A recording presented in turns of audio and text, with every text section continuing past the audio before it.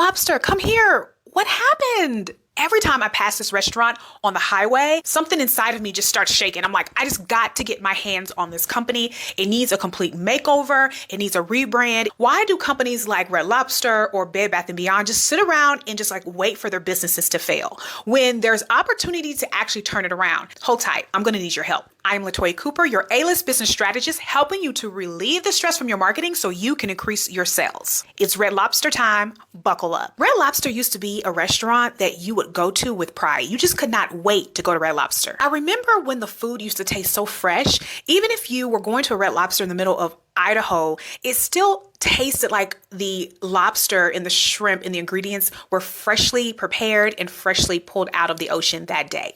Red Lobster was all about savoring those important moments in life, such as weddings, proms, memorable moments that you wanted to continue to relish in and reflect on as family and friends forever, for years to come. Now, when I think of Red Lobster, I just think of a bucket. That is the first thing that comes to mind, a gray bucket. Let me break this down. Red Lobster went from a taste of class to a taste of Captain D's. After extensive research, I came to the conclusion that Red Lobster shifted from fine dining to a casual dining shit show once Golden Gate Capital, a private equity firm, and Thai Union Group, a frozen food supplier, took ownership. This explains a lot. The last time I ate at Red Lobster, the shrimp tasted frozen and it ended up giving me hives. From the outside looking in, it appears that Red Lobster has cut a lot of important corners. It's like Red Lobster has cheapened the Red Lobster experience, but like failed to tell everybody. And we're not supposed to notice. And it's costing them a lot of money. Red Lobster moves and makes decisions very similar to a fast food restaurant. It's like a slap in the face, and the customer can see it and they don't like it. This is why Red Lobster is seeing such a dramatic drop in their numbers. What Red Lobster has historically stood for and how the actual experience is today are two different things. Red Lobster never carved out a new, clear brand messaging and expectation moving forward. They left this expectation and assumption in the hands of the customer. This is where they went wrong. As a result, the customer can formulate any expectation, any opinion that they want for themselves. You cannot skip the brand messaging step. Red Lobster is a big company and they should have went back and revisited this particular component once the transition of ownership happened. And this is something they should have been revisiting every year to make sure they stayed on track. Not having a clear, defined brand experience that can be articulated in a way that customers can understand will cost you a lot of money. Just like Red Lobster, many women entrepreneurs spend years spinning their wheels, wasting money and time, not addressing this key component in their business. And this holds you back from making money and making the brand progress that you desire. I mention all the time to clients and potential clients, you cannot skip this step.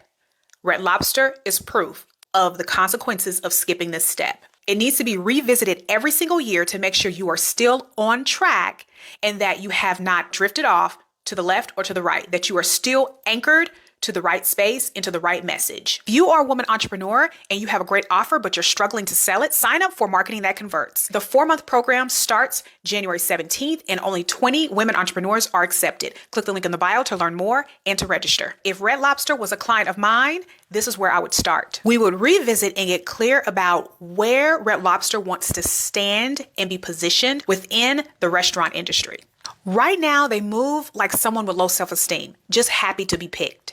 We would nail down clear brand messaging that can be communicated out to the customer on a regular basis. We would make it priority to constantly repeat whatever this new brand messaging is to make sure it is very clear. Regarding what the expectations are around the Red Lobster experience, I needed to be strong. I needed to be confident. I would sit down with the CEO and have a hard conversation. We need fresh innovation in this leadership role. You're fired, Horace. I don't think Red Lobster should try to bounce back as a fine dining restaurant. I think Red Lobster should lean into what they have become and be the best at it. They should take a page out of the Chick-fil-A business model. Embrace the fact that they are now the #1 lobster fast food restaurant chain in America. I would even change their menu to be all about lobster. Wow the customer. Grab lobster on the go.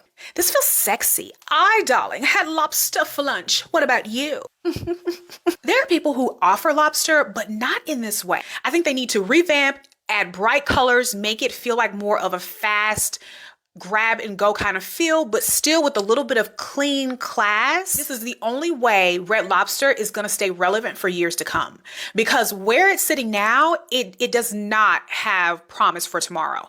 This company is losing money galore. People are not eating at this restaurant. Red Lobster will be forced to make some hard decisions really soon in order to maintain their existence. Let me know in the comments if you would be open to this concept, or if there's something I missed that you think is a better idea.